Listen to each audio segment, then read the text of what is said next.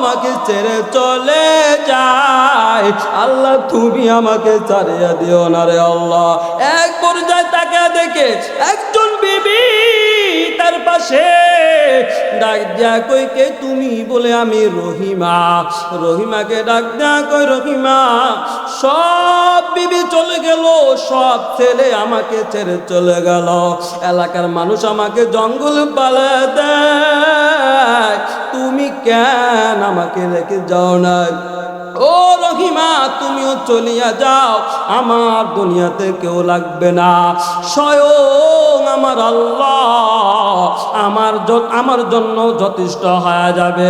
রহিমা ডাক দিয়া কই, স্বামী ও স্বামী, দুনিয়াতে কোনো নেক আমল করতে পারি না, সব দিকে তাকাইলে শুধু গুনাহ, সব দিকে যেদিকে তাকাই শুধু গুনাহ।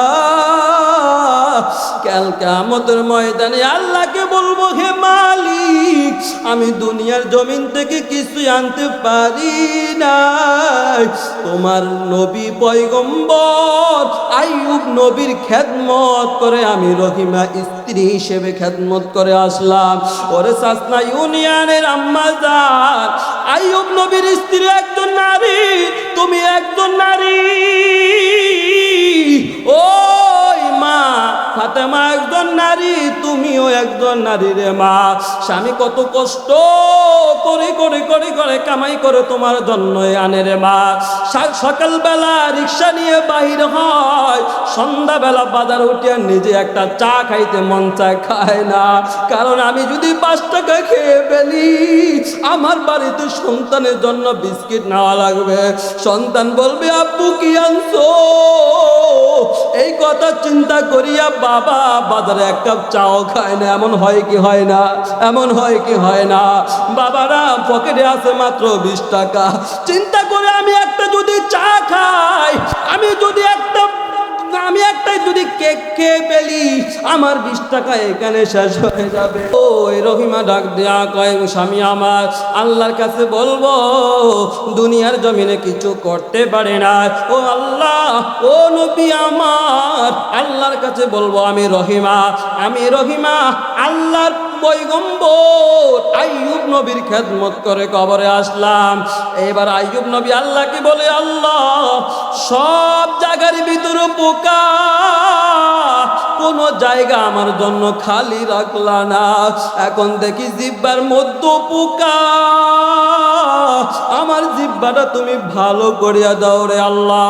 এবার যখন আল্লাহ তাআলাকে ডাকে, আল্লাহ তাআলা কোরআনের আয়াত নাজিল করলেন, সূরাতুল আম্বিয়ার 83 নম্বর আয়াত, 17 নম্বর পারা, 8 নম্বর পৃষ্ঠা, 3 নম্বর লাইনে আল্লাহ বলে, ওয়া আইয়ুবা ইয নাদা রাব্বাহু আন্নী মাসসানিয়াদ দুররু ওয়া আনতা আরহামুর রাহিমিন। আল্লাহু আকবার। আল্লাহ ডাক দিয়া কয়, ও জগতের মানুষ, আমার পয়গম্বর আইয়ুবের কথা একটু স্মরণ তোমরা করো। আমার আইয়ুব যখন বিপদে পড়ে ডাক দেয়, হে মালিক আমাকে তুমি সুস্থ করে দাও, তুমি তো রহমান, তুমি তো রহিম। আল্লাহ বলে, ও দুনিয়ার মানুষ আইয়ুবের কথা স্মরণ কর, যখন আমার আইয়ুব বিপদে পড়ে গেল কাউকে ডাকে নাই, আমি আল্লাহকে একবার আল্লাহ বলে ডাক দো। আল্লাহু আকবার।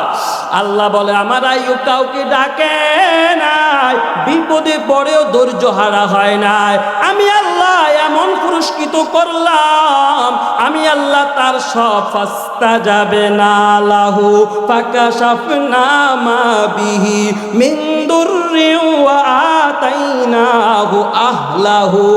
আল্লাহ বলে, ও দুনিয়ার মানুষ দেখো, আমার আইয়ুব এমন ধৈর্য ধরেছে, আমি আল্লাহ আইয়ুবের রোগ সুখ দূর করিয়া দিলাম। বলে আইয়ুবের সব রোগ সুখ আমি আল্লাহ দূর করে দিলাম। আল্লাহ বলে শুধু তাই না, আমি আল্লাহ আইয়ুবের পরিবার পরিজন সব ফিরিয়ে দিলাম। শুধু তাই না, আমি আল্লাহ আইয়ুবের ছেলে মেয়ে স্ত্রী সব ফিরিয়ে দিলাম।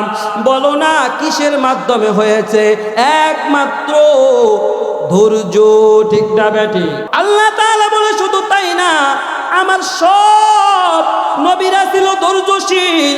ওয়া ইসমাঈল ওয়া ইদরিস ওয়া যাল কিফল কুল্লুম মিনাস সাবিরিন। আল্লাহ তাআলা বলে শুধু তাই না, আমার ইসমাঈল, আমার ইদরিস, আমার জুলকিফ ওরা সবাই ছিল ধৈর্যশীল। এদের মতো যারা আইয়ুবের মতো তোমরা যারা ধৈর্য ধারণ করবা, আমার আইয়ুব বিপদ পড়ছে, আমি আল্লাহকে আল্লাহ বলে ডাক দিয়েছে, আমি আল্লাহ আইয়ুবের বিপদ দূর করিয়ে দিলাম। এবার ইউনুস নবী বিপদ পড়ছে, মাছের পেটে চলে গেল, জানি কি জানি না। আল্লাহ বলে ও বান্দা আমার ইউনুসের স্মরণ কর। আমার ইউনুস যখন বিপদ পড়ে তখন আমি আল্লাহকে বলে ডাক দেয়। কেউ তো ইউনুসের কথা শুনে না, আমি আল্লাহ ইউনুসের কথা শুনেছি। আমি আল্লাহ ইউনুসকে উদ্ধার করে দিলাম। মালিককে কথা বলেন না, মালিককে।